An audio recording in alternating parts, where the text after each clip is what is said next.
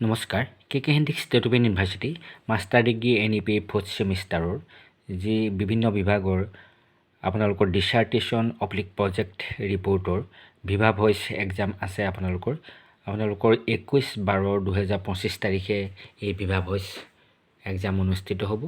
অতি গুৰুত্বপূৰ্ণ আপোনালোকে সাধাৰণতে অইন পৰীক্ষাৰ দৰে এই পেপাৰখনৰ এই এক্সামটো নল'ব অতি গুৰুত্বপূৰ্ণ বুলি ল'ব কাৰণ যেহেতু আপোনালোকৰ মাষ্টাৰ ডিগ্ৰী NEP যেটো চলি আছে আপোনালোকৰ এটো এইখন পেপাৰে আটাইতকৈ গুৰুত্বপূৰ্ণ বুলি ধৰা হয় আসলতে কে হেণ্ডিক ষ্টেট অপেন ইউনিভাৰ্চিটি নহয় আসলতে সকলো ইউনিভাৰ্চিটি আসলতে এই ডিচাৰ্টেশ্যন অব্লিক প্ৰজেক্ট পেপাৰৰ যিখন এক্সাম এইখন আসলতে অতি গুৰুত্বপূৰ্ণ বুলি ধৰে আৰু ইয়াতে আসলতে হাইয়েষ্ট ক্ৰেডিট পইণ্ট থাকে সেইকাৰণে এইখনক অতি গুৰুত্ব দিয়ে আৰু সেইকাৰণে কেইবাটাও নোটিছ ইতিমধ্যে ওলাইছে এই পেপাৰখনৰ ভিভা ভইচ এক্সামৰ ওপৰত আপোনালোকে নিশ্চয় পাইছে মই এটা দিছিলোঁ আপোনালোকৰ চাব পৰীক্ষালৈ যোৱাৰ আগতে মই ভিভা ভইচৰ আসলতে সাক্ষাৎকাৰ মৌখিক যি সাক্ষাৎকাৰ হয় সেই সাক্ষাৎকাৰত আপোনালোকে কেনে ধৰণৰ প্ৰশ্ন আহিব পাৰে সুধিব পাৰে আপোনালোকক সেই বিষয়ে মই ভিডিঅ'টো শেষত কৈ আছো কিন্তু তাৰ আগতে আপোনালোকে পৰীক্ষালৈ যোৱাৰ আগতে কিন্তু এই কথাকেইটা অতি গুৰুত্ব দিব লাগিব যদি এই কথাকেইটা আপোনালোকে গুৰুত্ব নিদিয়ে তেনেহলে কিন্তু আপোনালোকে পৰীক্ষাটোতে বহিব নোৱাৰিব চাব যেহেতু আপোনালোকে ইতিমধ্যে ডিচাৰ্টেশ্যন বা কোনোবাই প্ৰজেক্ট ৰিপৰ্ট ইতিমধ্যে বনাই আপোনালোকৰ নিৰ্দিষ্ট ষ্টাডি চেণ্টাৰত জমা দিছে সকলো প্লেজিয়াম চেক কৰিছে ৰিপৰ্টটো সহজ জমা দিছে আৰু সেইখিনি ইতিমধ্যে আপোনালোকৰ ষ্টাডি চেণ্টাৰৰ ছুপাৰভাইজাৰ হ'ব কোঅৰ্ডিনেটৰ বা গাইডে সহি কৰিছে বা কৰিব আপোনালোকে এতিয়াতো পৰীক্ষালৈ যোৱাৰ আগমুহূৰ্তত আপোনালোকে কেনেকৈ যাব লাগিব সেই সম্পৰ্কে শুনিলওক যে আপোনালোকে মনত ৰাখক যে আপোনালোকৰ 21/12/2025 তাৰিখে আপোনালোকৰ পৰীক্ষা আছে আৰু টাইম কৈছে যে 10টা বজা পুৱা আপোনালোকে এই টাইমৰ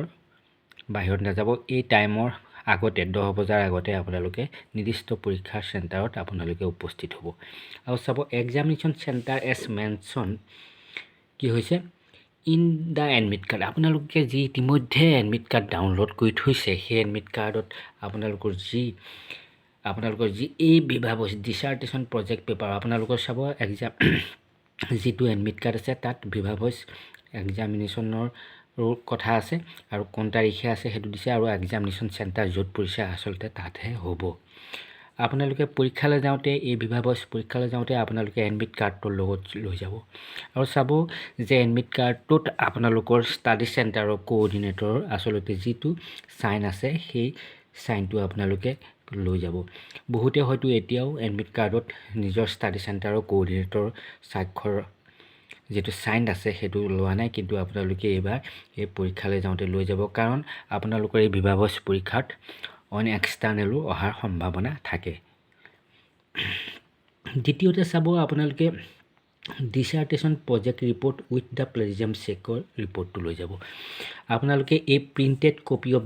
ডিচাৰ্টেশ্যন অব্লিক প্ৰজেক্ট পেপাৰ লৈ যাব আপোনালোকে ইতিমধ্যে যি জমা দিলে আপোনালোকৰ চেণ্টাৰত তাৰ উপৰিও আপোনালোকে পৰীক্ষালৈ যোৱাৰ আগতে আপোনালোকৰ হাতত এটা প্ৰিণ্টেড ডিচাৰ্টেশ্যন বা প্ৰজেক্ট ৰিপৰ্ট লৈ যাব যিটো আগতে আপোনালোকে জমা দিছিলে ঠিক তেনেধৰণৰ একেই এটা প্ৰিণ্টেড কপি আপোনালোকে লৈ যাব আৰু চাব আপোনালোকে সেই কপিটো লৈ যোৱাৰ সময়ত আপোনালোকে যি প্লেজিয়াম চেক কৰিছিলে তাৰ যিটো ৰিপৰ্ট আছিলে সেই ৰিপৰ্টটো আপোনালোকে লগত লৈ যাব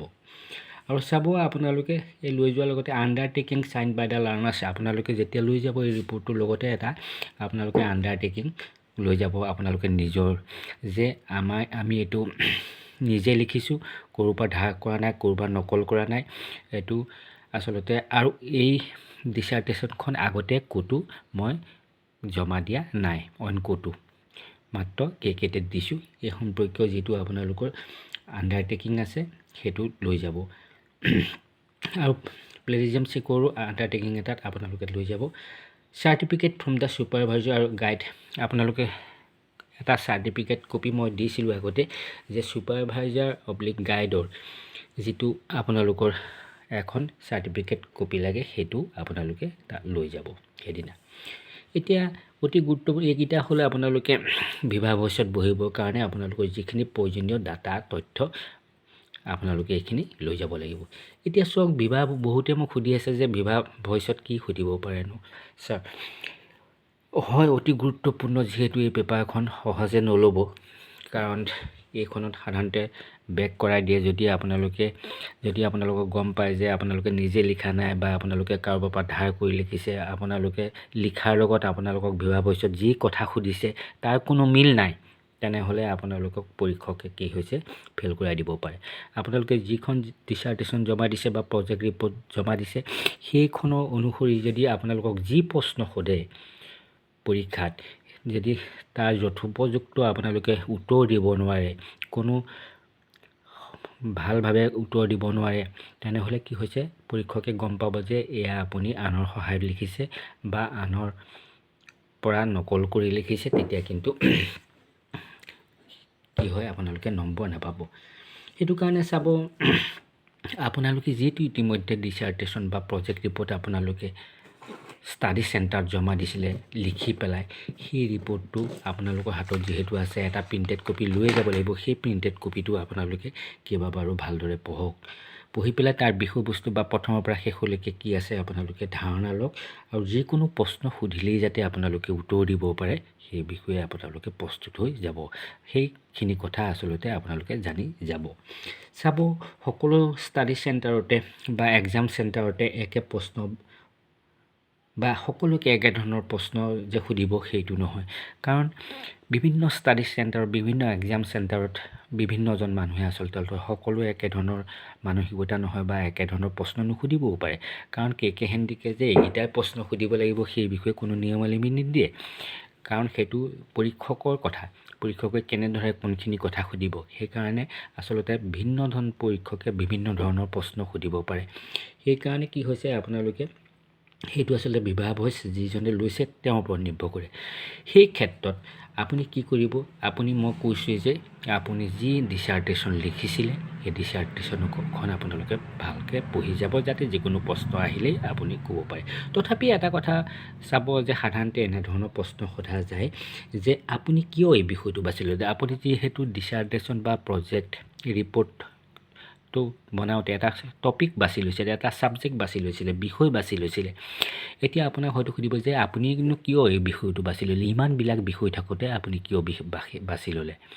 আপুনি নিশ্চয় সেই বিষয়টো ভাল পায় বা সেই বিষয়টোৰ ওপৰত আপোনাৰ আগ্ৰহ আছিলে, ঠিক তেনেধৰণৰ কথা, কিয়নো আগ্ৰহ আছিলে, কেনেকৈ হ'ল, এই কথাখিনি আপুনি ক'ব লাগিব।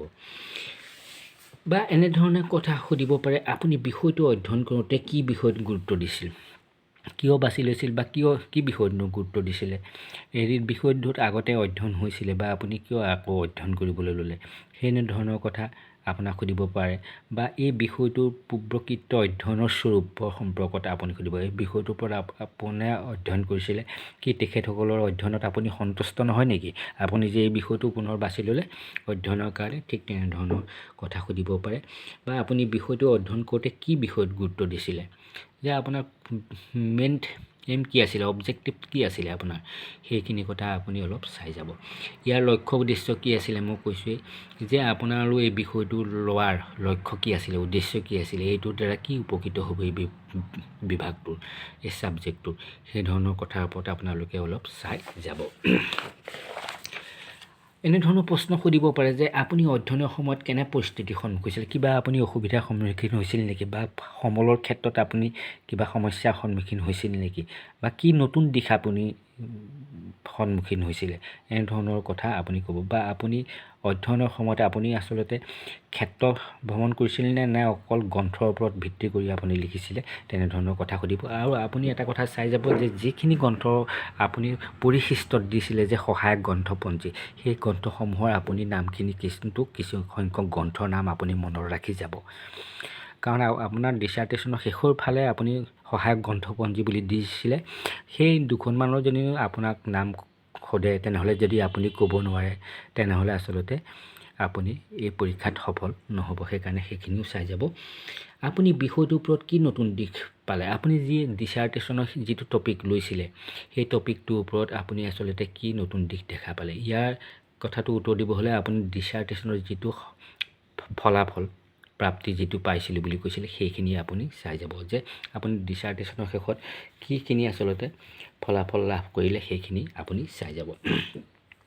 আপোনাৰ অধ্যয়নৰ ফলাফল কি হ'ল ঠিক একেধৰণৰ কথা। এই বিষয়টো নতুন দিশৰ কথাত ক'বলৈ যাওঁতে যে আগতে যদি কোনো গৱেষকে এই বিষয়টোৰ ওপৰত অধ্যয়ন কৰিছিলে তেওঁলোকে নতুন দিশ আৱিষ্কাৰ কৰিব নোৱাৰিলে, কিন্তু আপুনি নতুন দিশ আৱিষ্কাৰ কৰিব পাৰিলে নেকি কিবা, আৰু যদি পাৰিলে কি দিশটো আপুনি নতুনকৈ আৱিষ্কাৰ কৰিব পাৰিলে সেইখিনি আপুনি চাই যাব। আপুনি অধ্যয়নৰ সময়ত কেনেধৰণৰ সমল ব্যৱহাৰ কৰিছিল, মই কৈছিলোঁ যে ক্ষেত্ৰ অধ্যয়ন কৰিছিল নে কি হৈছিলে, এইখিনি আপুনি অলপ সুধিব পাৰে, আপুনি চাই যাব। আপুনি অধ্যয়ন কৰা বিষয়টোৰ ফলাফলক লৈ সন্তুষ্ট হৈছেনে? আপোনাক সুধিব পাৰে যে আপুনি যে বিষয়টো ল'লে অধ্যয়ন কৰিলে আৰু যি ফলাফল পালে তাক লৈ আপুনি সন্তুষ্ট নে? যদি সন্তুষ্ট কিয়, আৰু যদি নহয় কিয়নো আপুনি? হয়তো হয়, আমি যে সকলো ক্ষেত্ৰতে আমি সন্তুষ্ট নহয়, কাৰণ কি হৈছে গৱেষণাৰ পিছতো আৰু নতুন তত্ত্ব কোনো এটা বিষয়ৰ ওপৰত সেইটোৱে যে শেষ তত্ত্ব হ'ব বা শেষ ফলাফল হ'ব সেইটো আমি কোনো পধ্যে মানি ল'ব নোৱাৰোঁ, যিহেতু তাৰ ওপৰতো নতুন গৱেষণা হয়, নতুন কথা আৱিষ্কাৰ হ'ব পাৰে বা নতুন ফলাফল আৱিষ্কাৰ হ'ব পাৰে। আপোনালোকে যদি তেনেকুৱা ধৰণৰ উত্তৰ দিয়ে তেনেহ'লে নিশ্চিতভাৱে আপোনালোকে কি হৈছে নম্বৰ লাভ কৰিব বা আপোনাৰ যি প্ৰতিভা তেওঁলোকে গম পাব। ভৱিষ্যত গৱেষণাৰ বাবে আপুনি কি পৰামৰ্শ ৰাখিছে ইত্যাদি। কাৰণ এটা কথা থাকেই যে শেষৰ ফালে যি সামৰণিত এটা কথা যে ভৱিষ্যত গৱেষণাৰ বাবে পৰামৰ্শ, সেইখিনি আপুনি চাই যাব যে আপুনি যি বিষয়টোত গৱেষণা কৰিলে সেই বিষয়টো ভৱিষ্যতে যদি কোনোবা এজনে গৱেষণা কৰিবলৈ আহে সেই ক্ষেত্ৰত সেই গৱেষকজনক আপুনি কি পৰামৰ্শ দিব সেই কথাও যদি সোধে আপুনি চাই যাব। এনেধৰণৰ বিভিন্ন ধৰণৰ প্ৰশ্ন আহিব পাৰে, বিভিন্ন ধৰণৰ প্ৰশ্ন সুধিব পাৰে। মই সেইকাৰণে কৈছোঁ চব ভয় নকৰিব, কিন্তু কাৰণ ভয় কৰিলে আপোনালোকে সকলোখিনি জনাখিনিও পাহৰি যাব। আপোনালোকে যিখিনি আপুনি অধ্যয়নৰ সময়ত দেখা পাইছিল, কাৰণ আপুনি যিহেতু ডিচাৰ্টেশ্যন বা প্ৰজেক্ট পেপাৰখন লিখোঁতে বিভিন্ন কথা গম পাইছিলে, দেখা পাইছিলে বা অধ্যয়নৰ জৰিয়তে উমান পাইছিলে, সেইখিনি আপুনি আচলতে স্পষ্টভাৱে আপুনি ক'ব পাৰিব লাগিব। যিয়ে নোসোধক লাগে আপুনি যিখিনি দেখা পাইছিলে সেইখিনি কওক, নোৱাৰাখিনি আপুনি ভুলকৈ উত্তৰ নিদিব। বহুতে দেখা যায় যে যিটো প্ৰশ্ন সোধে উত্তৰ দিব নোৱাৰিলেও কি হৈছে ভুলকৈ দিবলৈ চেষ্টা কৰে, বা মই জানিছিলোঁ পাহৰি গ'লোঁ সেই বুলি ক'বলৈ বিচাৰে, বা নিজে যি বডি লেংগুৱেজ সেই বডি লেংগুৱেজ আচলতে কি হৈছে ভাল নহয়। তেনেধৰণৰ নকৰিব। আপোনালোকৰ স্মাৰ্টখিনি দেখুৱাব। আপোনালোকে যিটো নোৱাৰে সেইটো আপোনালোকে নোৱাৰোঁ বুলি ক'ব, চৰি বুলি ক'ব,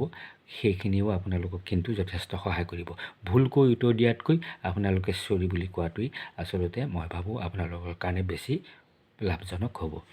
চাব, মই কৈছোঁৱেই যিহেতু পৰীক্ষক বেলেগ হ'ব পাৰে, প্ৰত্যেকজন ষ্টাডি চেণ্টাৰত যি সাক্ষাৎকাৰ ল'ব তেখেত বেলেগ হ'ব পাৰে, প্ৰত্যেকজনৰ একে দৃষ্টিকোণ নাথাকে, দৃষ্টিভংগী নাথাকে, একেধৰণৰ প্ৰশ্ন নুসুধিব পাৰে।